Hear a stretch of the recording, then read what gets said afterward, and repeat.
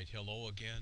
This is Jeff Scott of Blackhawk Technical College, and I will be coming at you right now with Chapter 7 from the Java class. Chapter 7, like Chapter 7 in the C# class, is on arrays. So I am going to have this presentation up, and also I guess what I should do is I should have the array fun that I wrote in Java. I wrote it first in C#, then went back and rewrote it in Java. The functionality is virtually identical. The interface, of course, is different because we're not very GUI-ish, so to speak, in Java. But virtually everything I said in the last chapter that we talked about for arrays for C# is going to pertain to arrays in Java also. I'll show you that one. That's going to be the homework. That's the demo one. Okay, so let's see if I've got that array fun in here. I've got it here someplace. So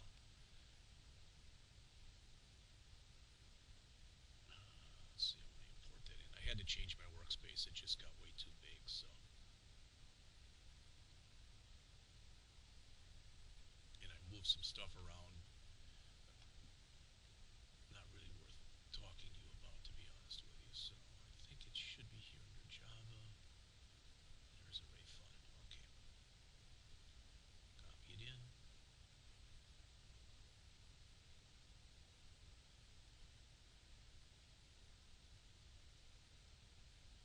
Oops. Cancel. Array fun. Oh, that was interesting. I thought that it would. There's no project to copy in here. So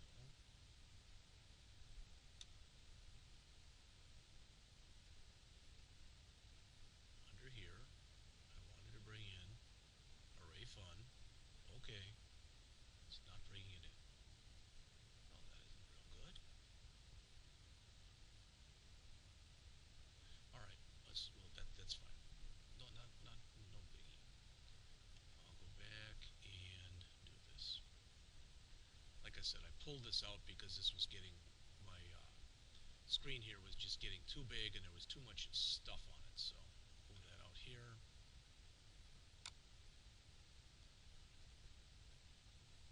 And I'm going to change my, sorry, I'm quickly going to change my workspace. Attempt to quickly change my workspace.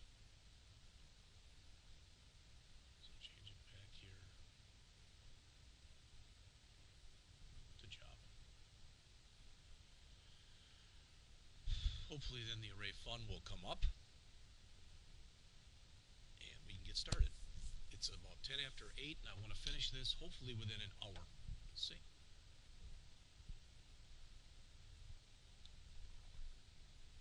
Again, to my knowledge, just about, not everybody, but just about everybody who is in the Java class is either in the C# class or has already had the C# class. So that should help you a lot as we're going through this. So here's array fun. And if I just come in and do a run, you'll see that very similarly to what we just looked at in the C# program, and again, this will take a second as I change the workspace. It's got to rebuild some stuff in the background here.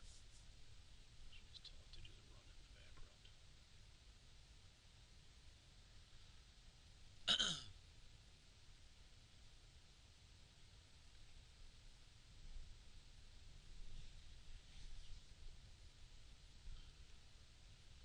And I'll tell you what, while that's going, I'll just start in here. So the chapter, as you can see right here, there's a few topics. Intro to arrays, how to process array contents, how to pass arrays as arguments to methods, some useful array algorithms and operations. So these 4 things are the exact same things we saw in the C# class. All right. Returning arrays from methods, string arrays, arrays of objects. Let me take this right now. I've got it running, but let me. Sequential search, selection, sort, and binary search, same as in the last chapter. 2-dimensional arrays, same in the last chapter. Arrays with 3 or more dimensions, same as in the last chapter. Command line arguments, new to Java, as opposed to C# in the ArrayList class. All right, so we're going to go through this stuff that's in here. So here's the array fun program. So I want a 1, and that's going to give me a new array. There's my numbers. Okay, they're not in any kind of order. We could have duplicates. It really doesn't matter. So there they are. So if I want them in ascending order, I put in a 2. Now you can see they're in ascending order. In descending, I put in a 3. You can see they're in descending order. You can also see that the biggest number is 99, the smallest number is 1. Why am I telling you that? Because there's the largest, there's the smallest, there's the average array element, there's the sum of the array elements, and exit the program. So hopefully that's, as we start looking at that, it makes at least a little bit of sense as far as what we're doing. All right, again, since I don't have the book or the PDF and it's not available on CourseSmart, I'm going to be doing it from here. All right. So primitive variables are designed to hold one and only one value at a time. So let's just talk about, I'm going to bring up those same programs or same things I had in the last chapter, but I'm going to change the name now to 152, 153, or I'm sorry, 152, 143. And an array, whether it's a C# array or a Java array, so we'll put here Java and C#, is a set of contiguous memory locations, each of which holds the same type of value. Arrays, again, in Java and in C# are early binded, which means that they're set at compile time and the size cannot change once you start running the program. What you'll see in a little bit later is we'll have ArrayList, which can change at runtime. Now, JavaScript and PHP arrays are late binded. They're set at runtime, so they can, C-A-N, change their size when the program's running. All right. So now this is the kind of the stuff that I went through in the last chapter, and it's going to be very similar to stuff we've seen before. In other words, if I come through here and I say, if I've got 10 students who've taken a test, I can set up 10 different variables like this if I want to do that. But that's a lot of work, and it's kind of silly to do stuff like that. I'm better off setting up an array like this, where I'll put my grades in it. Now, I'm thinking about it. It's possible in the last class, those of you who are watching or who watched the C# lecture, I didn't even look in the book. So I could have given you some wrong syntax. And the syntax that I use like this is Java. Maybe it's a little bit different for C#, and if it is, I apologize in advance. All right? So instead of having 10 different variables, each of which hold one thing, we now have one variable which holds 10 things. All right? And this right here is, and I put this out here earlier too, this right here is the same thing as though we said this right here. Either way, it's going to result in an array. And if you imagine each one of these little things in here is a mailbox, it's going to have the equivalent. Now, it won't have 9 in there. It'll actually have, what, 0, 0, 0, 0, 0, 0, 1, 1. All right, because that's 1, and then, no, it's binary. So that's 1, 2, 4, that would be 8. So that's going to look like that.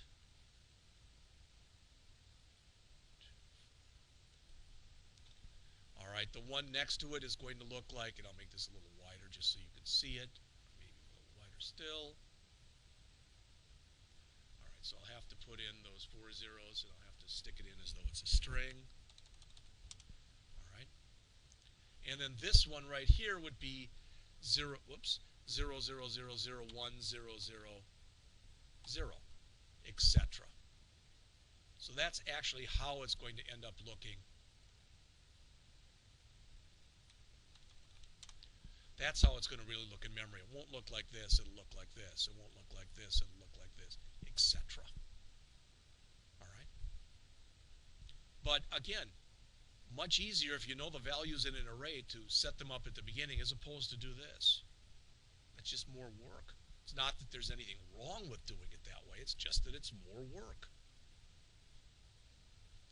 So, in Java, again, much like in C#, in Java, we've got these 8 types of variables. We've got a byte, which is an integer, but it only holds a value between 0 and 255 typically. We've got an int, we've got a short int, a long int, We've got a float, we've got a double, we've got a char, and we've got a boolean. Those 8 that you see right here,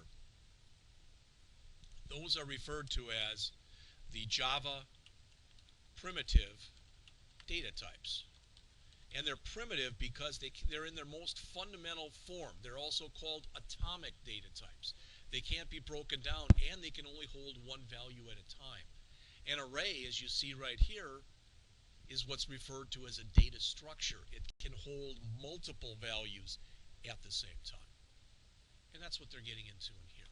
So arrays allow us to create a collection of like values that are indexed. An array can store any type of data, but only one type at a time in this language. An array is a list of data elements. An array is an object, so you set it up like this. You can write this on one line and this on another line, or you can do it the way that I showed you, where you combine them together.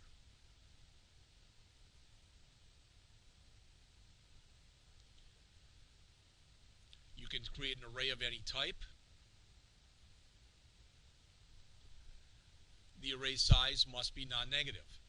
And what if you made an array of strings and you said that it was an array of size 1 million? You can do that, but if you start making arrays that are too big, you can run into memory concerns. And again, once created, an array size is fixed and cannot be changed, what I already mentioned to you.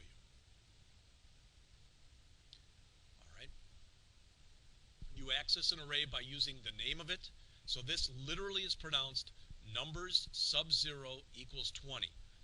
In English, what that means is take the number 20 and assign it to the 0th, which is the leftmost array location.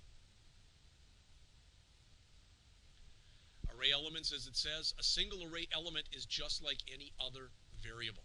So a single element of an array. So that element, number sub 0, is just as though we said x equal 20, int x equal 20 or something like that.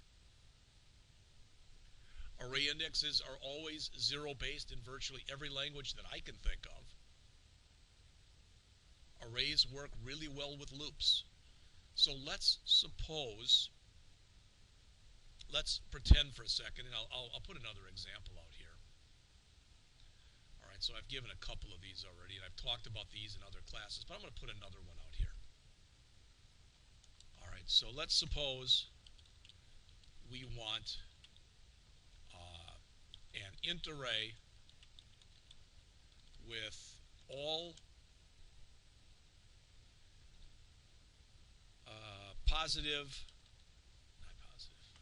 even numbers between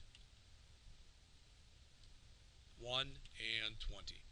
All right, now you know this. I could say int numbers equal, int bracket numbers, I'm sorry, equal, and I could put in here 2, 4, 6, 8, 10, 12, 14, 16, 18, 20. And that's fine. Think about what could happen. I could miss one of them, or I could repeat one twice, which would screw it up. All right? So I can also come in here and say this: for int I equals 2, and actually that's really location 0, and I less than the number of elements we have, which is going to be 10, so numbers dot length. I think it's the same way in Java as it is in C#. We'll see that in a little bit. So I plus plus, and then what do we want to do? Well, let's have another variable that we have in here, and we'll say int, I don't know, current, and we'll set that equal to 2. So we'll say numbers sub I equals current, and then we'll add 2 to current. Plus equal 2. And what that's going to do in this code that you see right here is it's going to do the same thing as what we did up here. Now you could argue and you could say, you know what, that's fine. I understand, Jeff, but it's not that much work. This wasn't that hard to type in. It was probably less characters than this is. Okay, but now let's say we want all of the even numbers between 1 and 2,000. Do you really want to keep going here?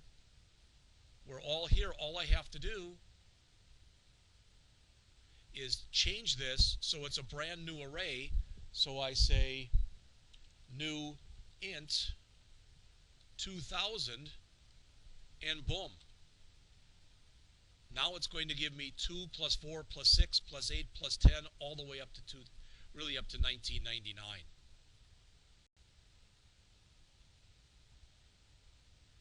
All right, so that's a lot less work. It's easy to have off by 1 errors when you're working with arrays. Now think about this. This is an array of size 100, so the elements go from 0 to 99. So this really right here where that says less than or equal to 100, that should just say less than 100. That equal to is going to result in an off by 1 error. It should look like this, but instead it looks like this. So we're going to get one of the famous array index out of bounds exceptions. I'm going to grab that, copy it to the clipboard, come in here into Google, paste that in.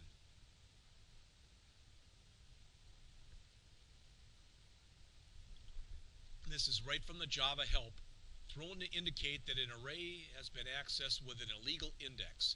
The index is either negative or greater than or equal to the size of the array.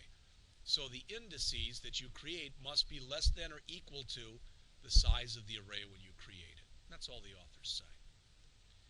There's some array initialization. I've already shown you this. So you can either do it this way, int bracket bracket numbers, or you can say int numbers bracket, and you really don't even need to, you can put a space there. I do it like this. Any of those ways will work. This is the way it's done in the C language, so they made it available in Java also. Most times you'll see it done something like this. All right. Processing data in a variable. This is just a simple variable. Okay? You can do any kind of operation that you do with regular variables. All right, you can do those same types of operations on the individual elements of an array. Okay. You can use array elements in relational operators, greater than or equal to, greater than or equal to, not equal to. You can use them in loop conditions. Basically, well, again, I can't say this too many times to you, and that is that that when you're working with this stuff, so to speak, an individual array element is just like a variable. There's the length, and so what I showed you before was correct. Just like in C# that we looked at in the last chapter, there's an enhanced for loop that you can use with Java. So notice with this one, and there is actually a mistake in his stuff here. That F that you see right there should be a small f, not a large f. All right. So this is going to print in here. This literally will print out the next value is 369. So the code that he puts in here, I just want to show you this also. So let's copy this. Thought we could copy that. Of course, it's not unless. All right, let me try it like this then. That. Go back down to my bottom here. Add a little more space.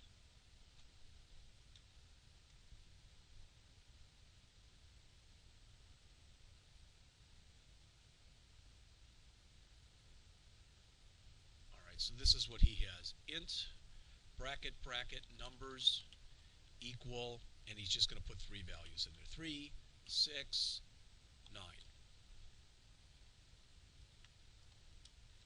for int val, that's just a variable you make up on the fly, numbers, which is the name of the array,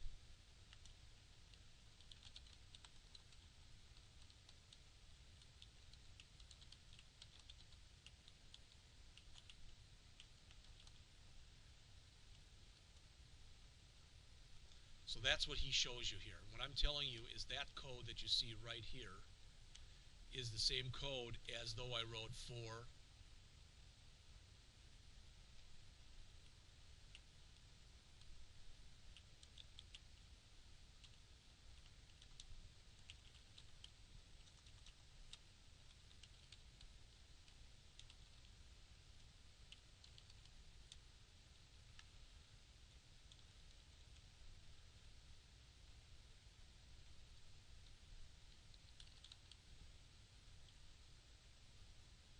that'll give you the same thing. So I'll leave that up there for just a second so you can check that out. Is one advantageous over the other? Most languages allow you to use what's called the enhanced for loop. They do it a little bit differently maybe as far as their syntax, but I'm just used to using the for loop because it's available in virtually every programming language. So use the one you're more comfortable with. Really doesn't matter which one you use. All right. The array size we already mentioned.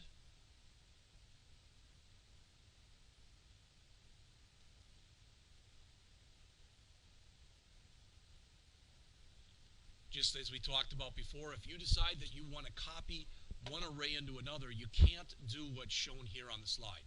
You can't set up an array and then say array 2 equals array 1 up here.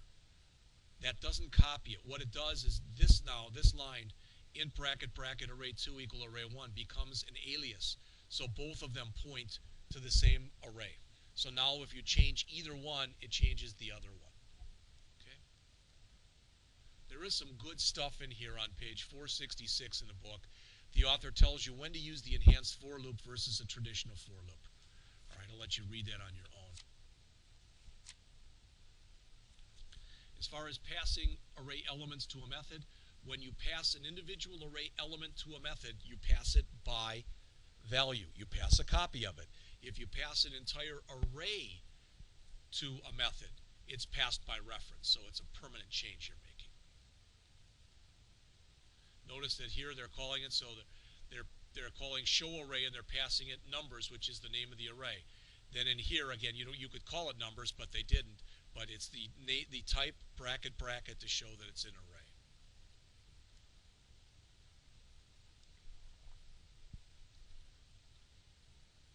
All right. Saying the double equal sign determines only whether an array two references point to the same array. To compare the contents, you've got to compare them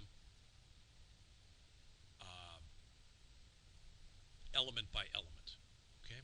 Some useful array operations. Hey, what's kind of nice is what I showed you earlier. And again, I realize it's not earlier if you weren't in the other class. But what I showed in there was we have 10 grades. And this code should work in C# or in Java. Here's how we get the total of the 10 grades by putting it into a loop. Here's how we get the smallest element by putting it into a loop, the largest element by putting it into a loop, and the average array element by taking the total that we just figured out up here and dividing it by the number of elements that we have. You can have partially filled arrays in Java.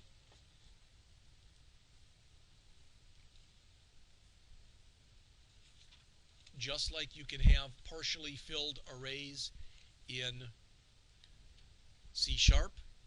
So sometimes you need to store a series of items in an array, but you don't know the number of items there are. As a result, you don't know the exact number of elements. One solution is to make it large enough to hold the most items possible. Now think about what's wrong with that. Let's suppose I work at a major university, and I have 3 classes. One of my classes is a lecture class that has 500 people in it. All right? One of them is a breakout, where we break the students up into groups of 50. And another one is a study group with groups of 10. Well, if I wanted to make an array that would be able to hold any of those, I'd have to make it 500. but I'd be wasting 450 locations for one and 490 for the other. So that's silly to do that.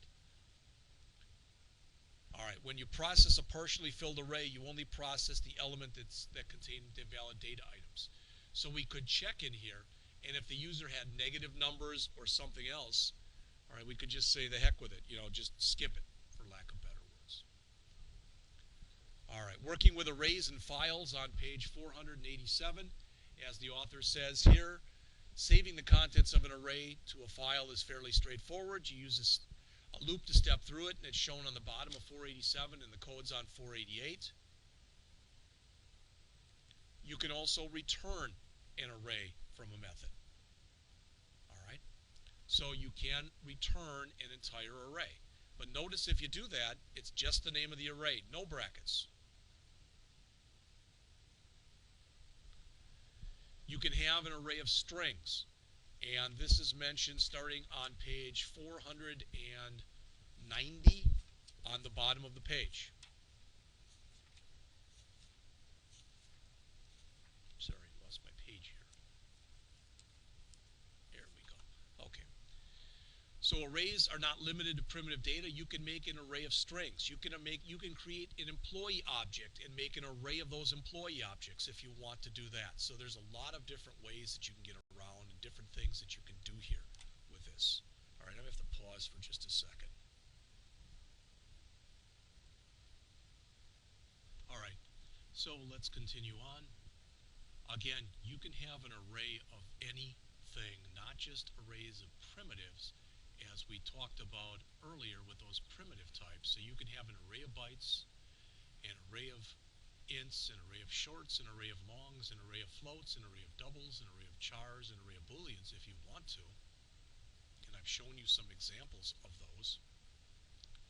But you can also have, like I said, we could create an object of type employee. And they might have an employee's first name, last name, address, city, state, zip, maybe the department they work in, maybe their salary, their employee number, etc. And then we could go and make an array of those employee objects and have as many of them as the number that we put in. Okay? So we could have 10 of them, we could have 10,000 of them.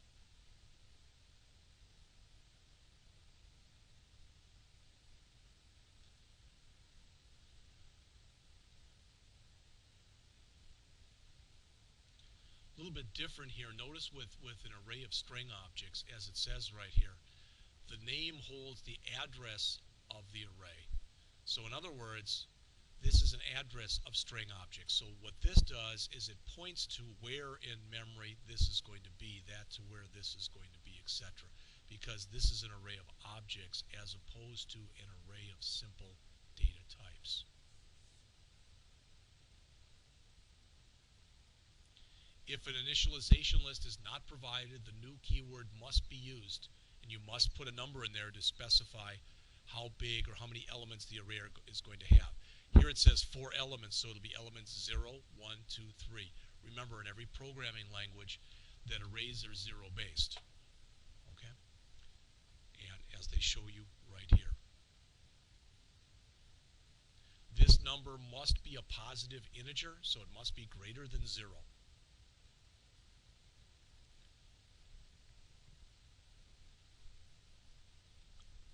So we could say something like you see here, or we could do it individually, like you see right here, which is more work, but it achieves the same result at the end.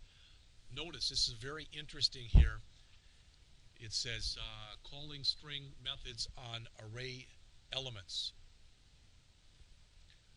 All right, and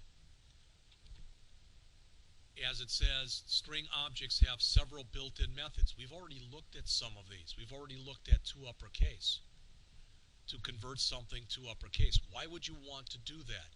Well, if you are telling a user to do something and you're putting it into a loop, and at the end of the loop you say, do you want to do it again? And you might say enter a Y for yes or an N for no. Well, either you're going to have to check for both uppercase Y and lowercase y, or you'll use the to uppercase, in which case you only have to check for uppercase. Notice also, if we want to do that, we can check the char at. So we can just check that first character, because with some users, if you tell them to put in a Y for a Y or an N for yes or no, they're going to type in yes or they're going to type in no anyway. So here we're telling it just to check that first character. The length field we've already talked about. And notice what they mention here. Arrays have a final field named length. String objects also have a method named length. But with the string length method, it's a true method where it's length bracket bracket, or paren paren, I should say. All right, this is just, it counts how many characters. And again, that's a read-only property. You can't manually go in. So names.length, as shown right here, can never repeat, never appear on the left-hand side of an equal sign. It just doesn't make any sense. Since it's a literal value, it's like you can say x equals 7 or int x equals 7, but you can't say int 7 equal x. You can't have a literal on the left-hand side of an equal sign. And if you did that here, that's what you'd be attempting to do. Here, as I mentioned, I mentioned the employee, but here they've got an array of objects where you've got an array of inventory objects.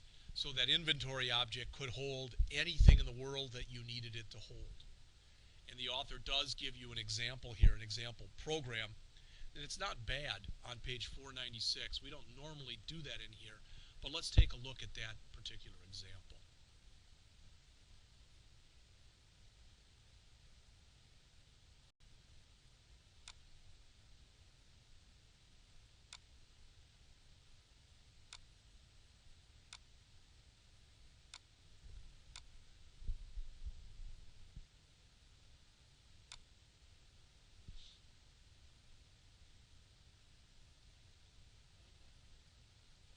And I'm just bringing it up in Notepad++. All right. So we've got these inventory items in here. And notice, all right, inventory item bracket, inventory. So inventory is going to be an array of type inventory items. And how many are we going to have? Well, we set up a constant up here, 3, which is going to be our total number of elements, so we can use it here. That way, if it changes anywhere in the program, let's say it becomes 100, we only have to change that here and no other place in the program where we've used it. All right. And you see it looks a little goofy because it's the name of the object and then the name of your index dot the name of your method, etc. Totally legit to do that.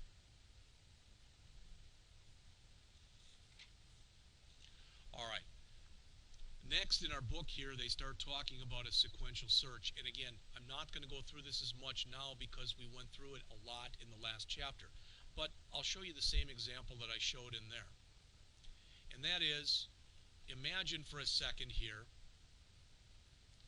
we've got these numbers that are right here. They represent test scores. Granted, the class didn't do that well on the test. But what we want to do is we figured out the average, and the average test score is a 52. And now what we want to know is if anybody got exactly the average. Now you and I can look at this and say no, no, no, no, no, no, no, no, no, no. It's not in there. The computer's not as smart as we are. All right? So if we take our list and we put it into a sorted order, it would make it much easier for us. But with a sequential sort algorithm, or sequential search, which starts on page 498, it'll handle any kind of list, whether it's sorted or not. So with this list, what we're going to end up doing is we're going to put in this is our array, and we're going to say start at element 0. All right, and if you find the element we're looking for, which is 52, if you find it in there, we'll have a Boolean variable called found that we set equal to false. In fact, I think I put it up here. And I put a terrible name in here, but it is very, very descriptive. So I've got this list of grades. And I've got a Boolean variable called found that I'm setting equal to false. I'm assuming it's not there. And And then I'm setting found equal to, and in fact, I didn't even have to set this to false. I could have just set it equal to, I could have written this a lot of different ways. But I'm going to now set found equal to the result of this. All right, and this would have to say int bracket grades. Okay. So we're telling it to search through here, one by one. If it finds the average grade that we're looking for, and again, I put that up here as a constant because that was done in C#, but this now would be final int average grade. All right, because we're working in Java. So again, search through these one at a time. If you find the value that we're looking for, so if you find 52, which is our class average, return true because it was false. If you get all the way through the for loop and you didn't find it, return false, which meant no one got that grade. Now, as the author mentions in our book, and he's very correct here, quite often when you do this, rather than returning true, false, etc., if you've got a list of values, sometimes what you want to know is what location was that value in. So what you do is if you find the value in there, you return the array element number. All right, not the value, but the number of where it exists. And if you don't find it, rather than returning the array element number, you return -1. And that's mentioned in a lot of depth and breadth of coverage on pages 498, 499, and 500. All right, next we talk about the selection sort and the binary search algorithms. And again, jumping back, I know I'm jumping back and forth a little more than we usually do, but I think we're all used to that pretty much by now.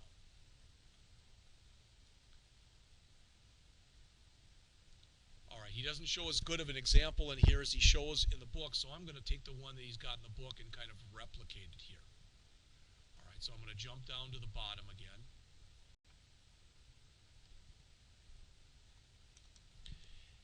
And we're going to set up an array. So I'm going to say int, we'll just call it numbers because these really aren't grades, equals, and we'll just set it up from the get-go. 5, 7, 2, 8, 9, 1. All right? So if you can imagine that what I'm about to draw for you is memory. This isn't going to be a real picturesque, but you'll get the idea. So what we're saying is in location, so these will be locations in here. All right, so let's just put in the values. 5, 7, 2, 8, 9, and 1. Okay? And that'll do just fine for what we're doing in here. Again, I could draw lines and all sorts of other stuff. I'm trying to keep it real simple here. Okay? So what we want to do is what's referred to as a selection sort. When we do this selection sort, what's going to happen is we keep comparing until we find the smallest value that we have in here.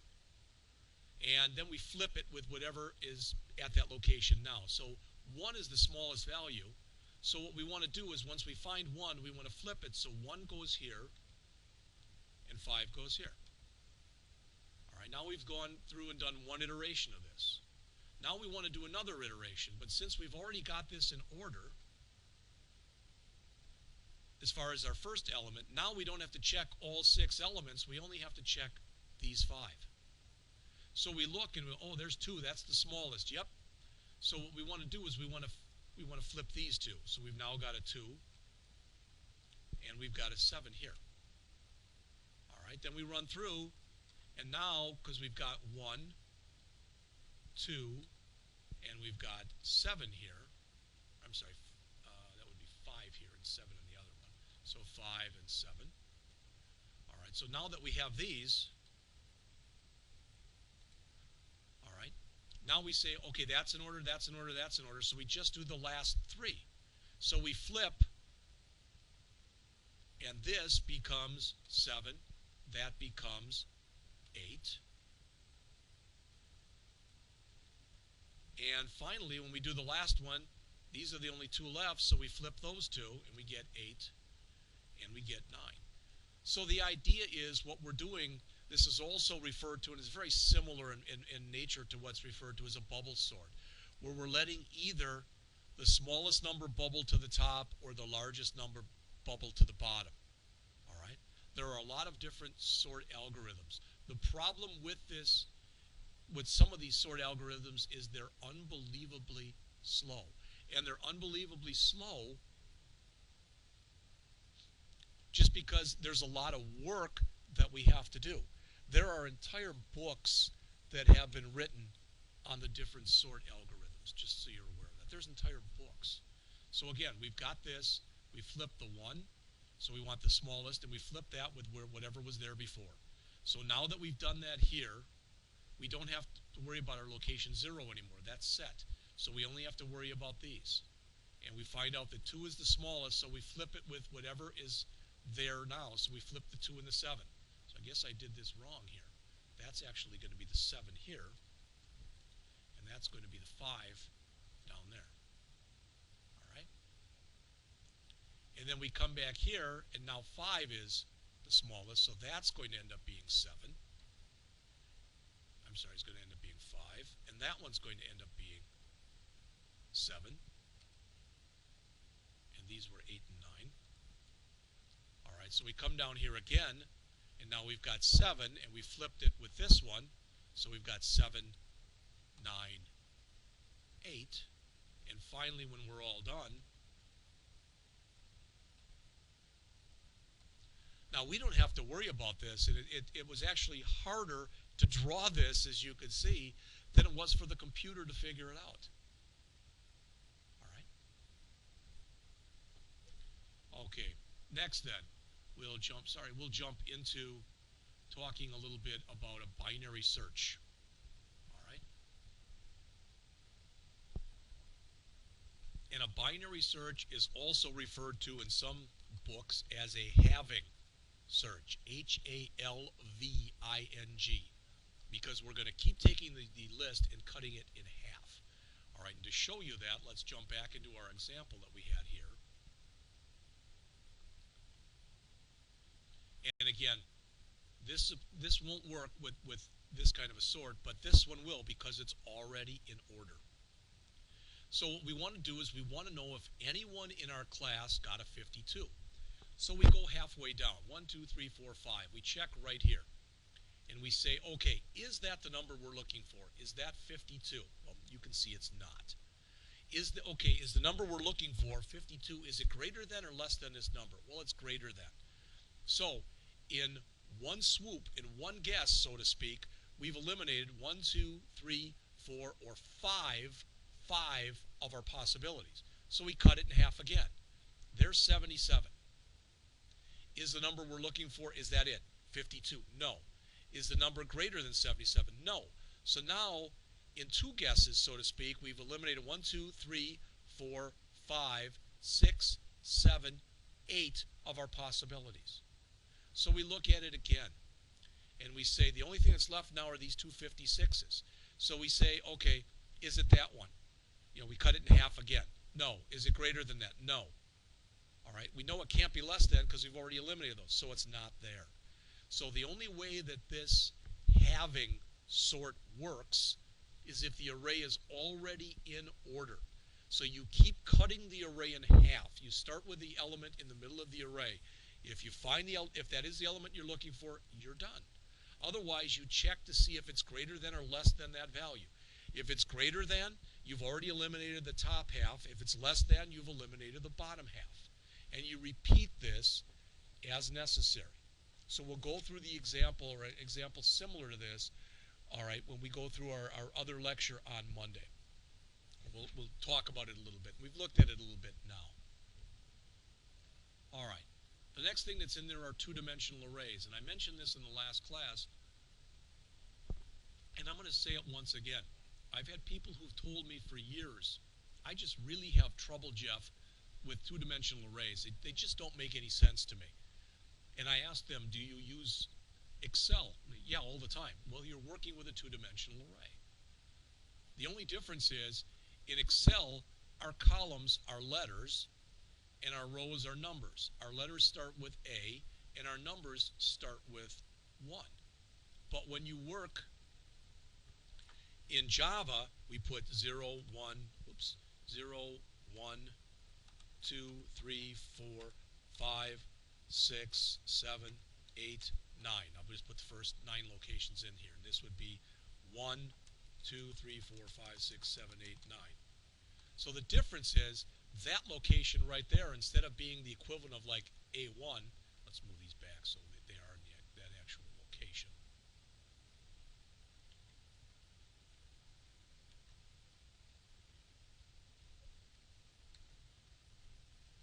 So again, rather than this being location A1, this now is location 0, 0, meaning that it's at row 0, column 0.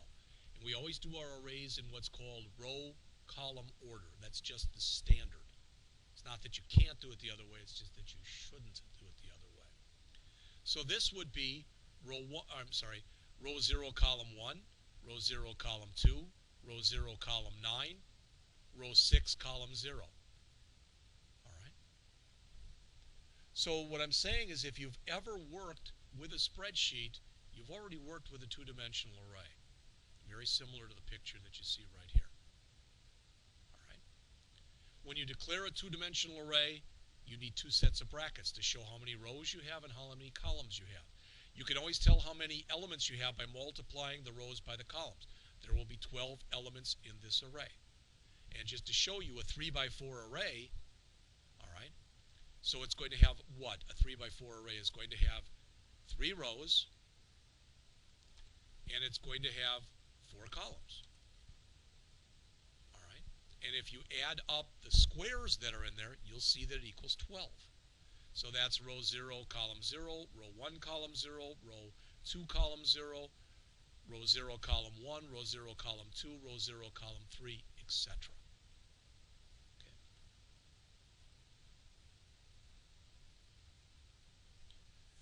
As it says, each element will now have 2 subscripts. Since you're doing that, what's going to end up happening when you start to do this is you're going to have, when you process this stuff, if you want to process through the entire array, you'll end up having a for loop for each dimension that you have in the array. So if you've got a 2-dimensional array, you'll have 2 for loops, as shown right here. So this is how we're going to go through it. So row 0, column 0, row 0, column 1, row 0, column 2, row 0, column 3. Row 1, column 0, row 1, column 2, column 1, row 1, column 2, row 1, column 3, etc. Again, the author does just a very good job in the programs on 512 and 513 of going through this. And arrays are not limited to 2 dimensions.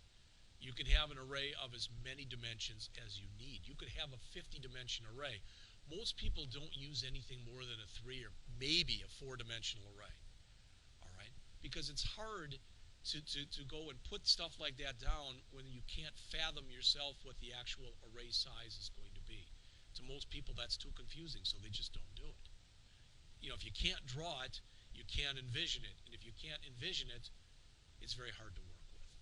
You'll notice here, since you've got 2 sets, notice how each one of these is initialized. So that's row 0, that's row 1, and that's row 2. And there's different ways you can make it look, you know, if you want to. That's not that big a thing one way or the other.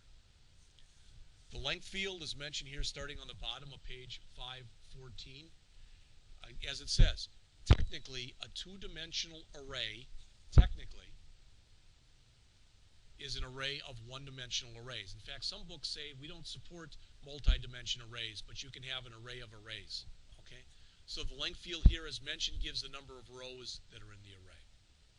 Each row has a constant that shows how many columns. Each row can have a different number of columns, also known as a jagged array. You can see an example of that here.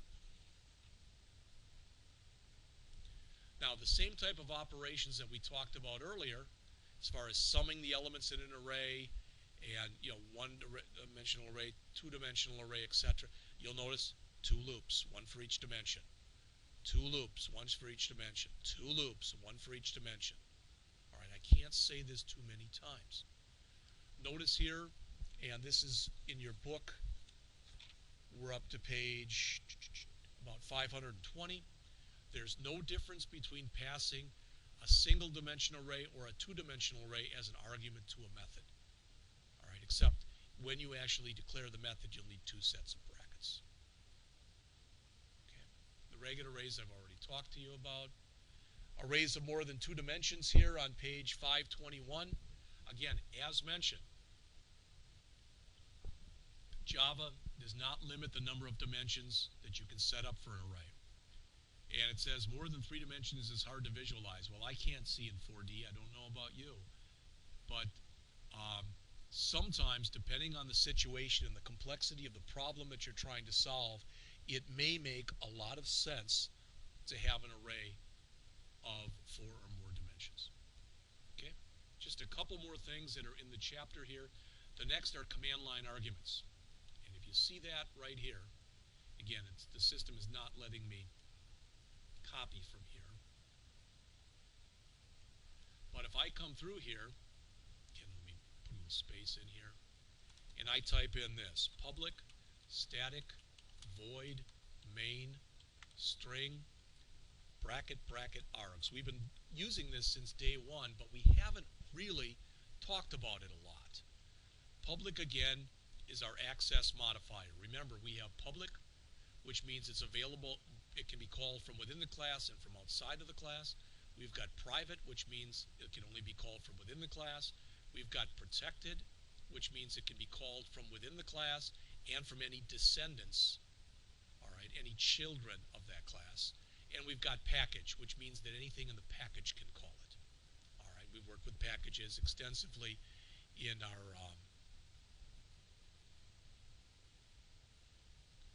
Eclipse stuff that we've been working with. Static meaning, in this case, there's just one of them, so there can only be one main. Main cannot return anything. Its name is main. And this is what we'll talk about now, and that is the arguments, or the parameters for main. So as it says, a Java program can be run to receive arguments from a command line. And those arguments go into a thing called args. Every Java program, everyone has at least one argument in it because args0 is always the name of the class. All right. Really, I think of the file, but it's not going to matter because that is the class name. So notice this. If I say this, Java command line, how does this work? arg0 is how, etc., etc. And that is true, but really it does give you the name also of the file. So, okay, but notice what this says. If I wanted to come in and I wanted to create a program that allowed me to pass in a variable number of arguments at the command line, I could then check this args. I could check the length, and in this case it would show me 4 because there are 4 things being passed in. If I passed in nothing, it would be 0. If I just did how, it would be 1, etc. There's a special type of parameter that you can use in here, and this is mentioned in your book on pages 524 and 525, and that's vararg. All right, and notice how you set this up. This is not what we're talking about here. This is not in main. This can be in any other method that you have in here. It's kind of cool and it's fairly recent, but this says that what I can pass into my variable called sum are a variable number of numbers. So in other words, I can have arrays of different sizes that I pass into this same sum routine,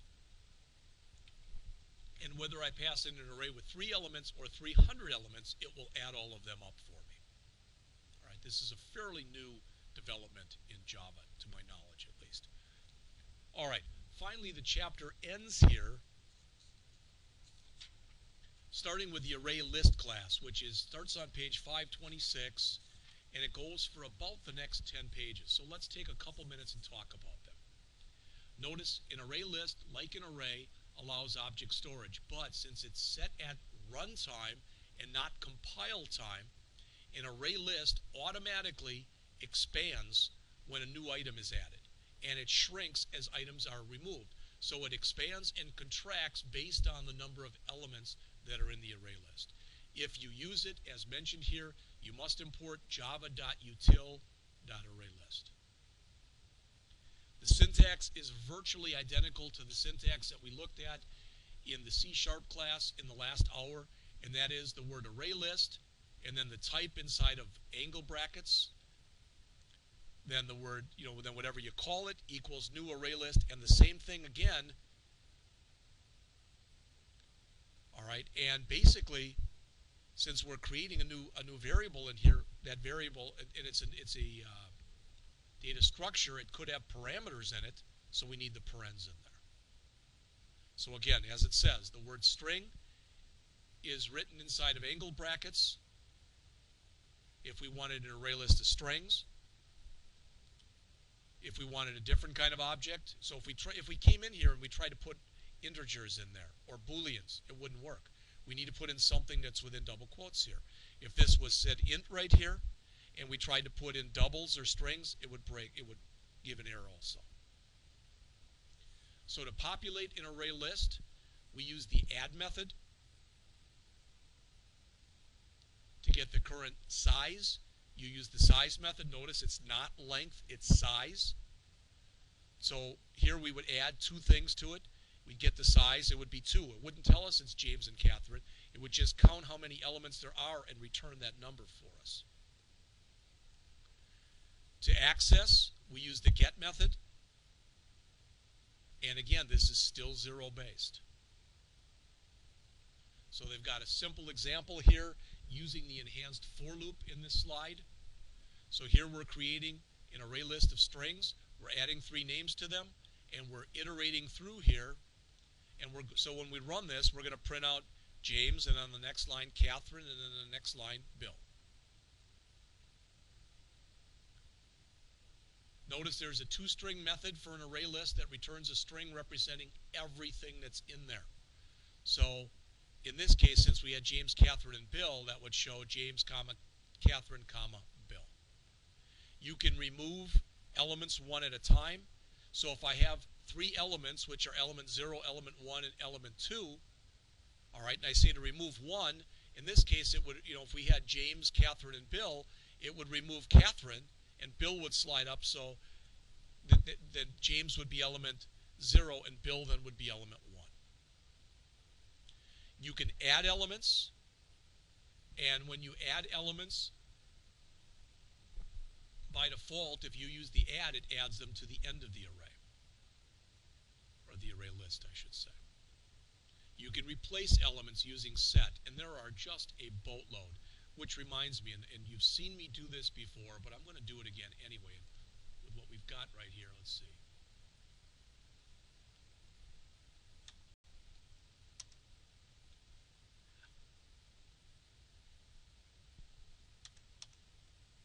You've seen this before. Many times I've come out here, and again, there's many ways that you can get out to where it is. It's docs.oracle.com/java.se/7/doc/API, which is kind of hard to remember. So I always just put in java.sun.com, which gets you to almost the same place. And then I go and I find the Java APIs, and I just grab the newest one. Now it's 8, but it wouldn't really matter which one we grabbed here. All right. But the point is, if I do this and I start going through here, I'm going to find, when I look long enough, that sooner or later in one of these 2 things, I'm going to find array list. All right, and as always, there's array list right there. That's how you learn. You start coming through here and you look at everything that's available to it. And you'll notice when we peruse our way down long enough, look at all these different methods. There's add, but there's different ways that you can add. You can clear it at one time. You can check to see if it contains something. All right. You can run a for each on it. You can see whether or not it's empty. You can set up iterators to run your way through there. You can remove one thing. You can remove everything. All right. Again, there's many ways, and when you pick one of these, so if I say, well, geez, this size, what is it? And I click on there, it's going to show me examples and the like in here. Okay. You can store any type of object in an array list. So again, this could even be one of our own objects. Totally fine to do that. So here's another example of that where we're using this to store our own objects, and we can come through here and put in literally whatever we want. This is the program on 533 in your book.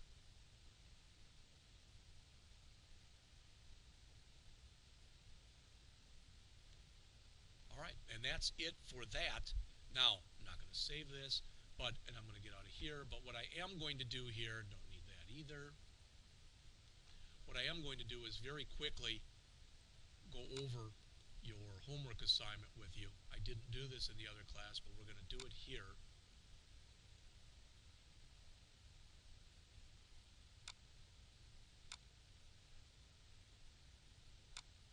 So I've upgraded the homework. So for Chapter 7, which is the second last chapters, we've got the Array Fun program, which we went through as a class, but I want you to key it in and get it to work. That's part of your assignment. And the other part is page 543, number 12, this number analysis. Notice they're being assigned today, or Monday the 30th, and they're due the 23rd, so you get a little bit more time to work on it. All right. About so next week, the week of April 6th, will be lab, and starting on the 13th, we'll go over Chapter 8. Remember, Chapter 8 is the last chapter from this book. Our book has got 15 chapters in it, but we cover the first 8 chapters in the first semester, and the last 7 or 8 chapters are covered in the second semester. But what we will do in the last 3 or 4 weeks is we're going to go over a simple Android example so you can see that. So this is page 543, and I've got the comments for this, so we'll take a look quickly at that. What you should find out is after going through this Array Fun program, this program shouldn't be very difficult for you. Write a class with a constructor that accepts a file name as its argument. Assume the file has a series of numbers, each on a line by themselves. The class should read the contents of the array of the file into an array and then figure out the lowest, highest, total, and average. All right, and this also came along with, this is the set of numbers that you use. I mean, so look at it. You all are smart enough to realize this. That better be the smallest number when you get done. It looks like that's going to be the that's going to be the largest. Let's suppose for a second that we add all these up and we get 500. All right, just the whole number 500. All right, then 500 is going to end up being, so again, the lowest number will end up being 1.09. The highest number, 82.76. The total would be 500 then, and the average would be 500 divided by 1, 2, 3, 4, 5, 6, 7, 8, 9, 10, 11, 12, which would be about 41 point something. It'd be kind of nice. I don't see any reason why you can't add a decimal formatter class in there and have that to 2 decimal places. So we'll put that on as a requirement, and I'll upgrade the homework specs appropriately. So again, we'll on 3:30 Monday, we're going over that Array Fun program. This, since I'm not going to be here on the 1st, this is, you make sure that you look at this before class starts on the 6th. So the 1st will actually be a lab day for you. My policy is when I'm not around, all right, and I told you, I'm taking a personal day off on Wednesday, but I'm not taking a sick day. I've been here 22 and a half years after this semester, 4 or 5 sick days. I don't remember how many, but that's been it. All right. And next week, the week of the 6th, will be lab for the entire week. So the 7th and the 9th, or the 6th and the 8th rather, will both be lab. The 13th and the 15th, right there, we will go over Chapter 8. The 20th and the 22nd will again be a lab. In the last 3 weeks, the week of the 27th, the week of the 4th, and the week of the 11th, which is the last week we have classes, those we are going to go over a couple very simple Android programs so you can at least see what that stuff is like. Okay? That's really all that I had. Again, I won't be here on the 1st. If you have questions, please email me and let me know. I will be here Monday. I will be here Tuesday. I will be here Thursday. All right? So, talk to you soon.